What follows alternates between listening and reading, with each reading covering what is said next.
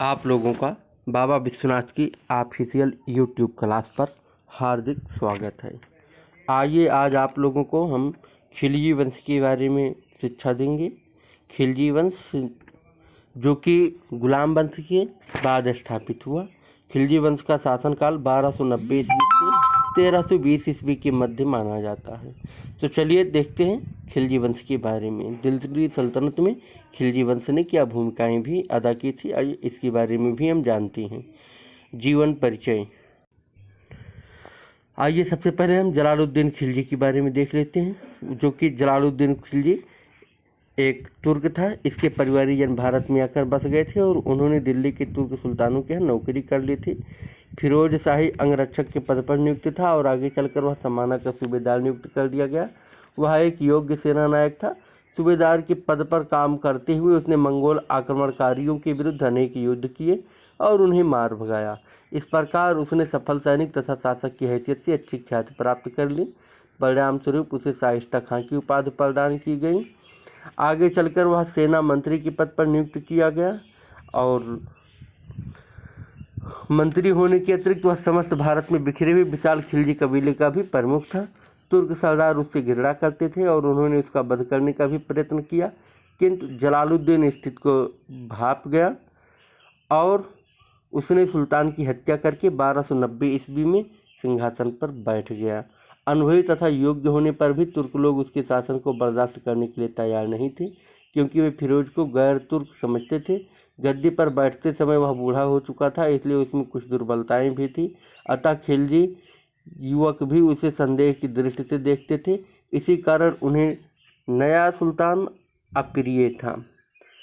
गृहनीति। जलालुद्दीन ने गद्दी पर बैठने के बाद पदाधिकारियों के पदों में कोई परिवर्तन नहीं किया। उसने बलबन के भतीजे मलिक छज्जू को कड़ा मानिकपुर का सूबेदार तथा मलिक फखरुद्दीन को दिल्ली का कोतवाल रहने दिया। उसने अपने परिवार के लोगों तथा पुत्रों को उच्च पदों पर प्रतिष्ठित किया। उसने आंतरिक क्षेत्र में उदारता तथा शांति से काम लिया। दूसरा जो प्रमुख शासक था वह था अलाउद्दीन खिलजी। आइए अलाउद्दीन खिलजी के बारे में जानते हैं। अलाउद्दीन खिलजी जलालुद्दीन खिलजी का भतीजा तथा दामाद थे। इसका पिता का नाम शहाबुद्दीन मसूद था। खिलजी जो बलबन सेना में कार्य कर चुका था। अलाउद्दीन अपने पिता का सबसे बड़ा पुत्र था। इसका जन्म लगभग 1267 ईस्वी के आसपास हुआ था। यद्यप बचपन में उसकी नियमित रूप से शिक्षा दीक्षा नहीं हो पाई थी, लेकिन उसने घुड़सवारी, खेलकूद तथा रण विद्या की अच्छी शिक्षा प्राप्त कर ली थी। वह बहुत साहसी तथा महत्वाकांक्षी था। जलालुद्दीन की भी उस पर विशेष कृपा थी। इसके सिंहासन आरोहण के समय अलाउद्दीन को अमीर तुजक का पद मिला था और मलिक छज्जू के विद्रोह के बाद उसे कड़ा मानिकपुर का सूबेदार दिया गया था और उसने अंत में धोखे से 19 जुलाई 1296 ईस्वी को जलालुद्दीन का वध करवा दिया और स्वयं राजगद्दी प्राप्त कर ली। अब देखते हैं प्रारंभिक विद्रोहों के बारे में। नए मुसलमान जो आते थे, जो जलालुद्दीन के समय में जो मंगोल भारत में बस गए थे, वे नए मुसलमान कहलाते थे और उनसे भी इनको बहुत ज़्यादा समस्याएं झेलनी पड़ी। इसी तरह से अकत खां जो सम्राट का भतीजा था, वह बड़ा ही महत्वाकांक्षी था और सम्राट का बच करके साम्राज्य प्राप्त करना चाहता था। जब अलाउद्दीन रणथंभौर पर आक्रमण करने के लिए जा रहा था तो वह कुछ समय के लिए तिलापट नामक स्थान पर शिकार करने के लिए रुक गया। संयोगवश आखेट का पीछा करता हुआ सुल्तान मार्ग भटक गया और अकेला रह गया। अकत खां ऐसे ही अवसर की प्रतीक्षा में था। उसने सुल्तान को अकेला समझकर उस पर आक्रमण कर दिया और उसे घायल कर दिया। अकत खां ने सुल्तान को मरा समझकर उसकी मृत्यु की घोषणा कर दी और सुल्तान के रनिवास में प्रवेश किया। उसी समय अलाउद्दीन भी अपने साथियों सहित वहां पहुंचा और सुल्तान ने अकत खां तथा उसके समर्थकों का वध कर दिया। इस प्रकार यह विद्रोह भी शांत हुआ।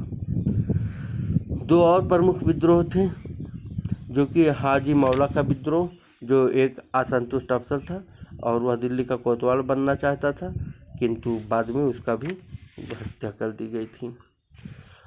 अमीर उमर खां तथा मंगू खां का विद्रोह, जो सम्राट के भांजे थे और उन्हें बदाऊं तथा अवध में उस समय विद्रोह किया जब सुल्तान रणथंभौर के राजा हम्मीर देव के विरुद्ध युद्ध में व्यस्त थे। बाद में उनको कारागार में डाल दिया गया था। आइए देख लेते हैं कि विद्रोह के दमन का उपाय क्या क्या किया गया था। पहला, गुप्तचर विभाग का पुनर्गठन किया गया था। बहुत ही अच्छी व्यवस्था गुप्तचरों की गई थी। दूसरा हुआ था, अमीरों की मद्यपान पर प्रतिबंध लगा दिया गया था। तीसरा हुआ था कि अमीरों के सामाजिक मेल मिलाप पर प्रतिबंध लगा दिया गया था और अमीरों के धन अपहरण पर भी प्रतिबंध लगा दिया गया था। अलाउद्दीन खिलजी की प्रमुख विजयी, आइए इसके बारे में देख लेते हैं।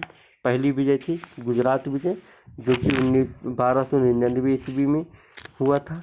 रणथंभौर की विजय 1301 ईस्वी में हुआ था। और चित्तौड़ की विजय 1303 ईस्वी में हुआ था, जिसमें कहा जाता है कि रानी पद्मिनी ने जौहर कर लिया था और 700 वीर राजपूत स्त्रियों के साथ उसने जौहर किया था। मालवा की विजय, कहा जाता है कि मालवा की विजय 1305 ईस्वी में हुआ था। और इसी तरह से मारवाड़ 1308 ईस्वी में, और जालौर पर अधिकार, जिसका राजा उस समय कनेर देव था, उस पर भी 1305 ईस्वी में हो गया था। और उसके बाद कोई खास शासक खिलजी वंश का नहीं हो सका। बाद में तुगलक वंश की स्थापना होती है। तुगलक वंश के बारे में हम आप लोगों को अगली क्लास में पढ़ाएंगे। धन्यवाद।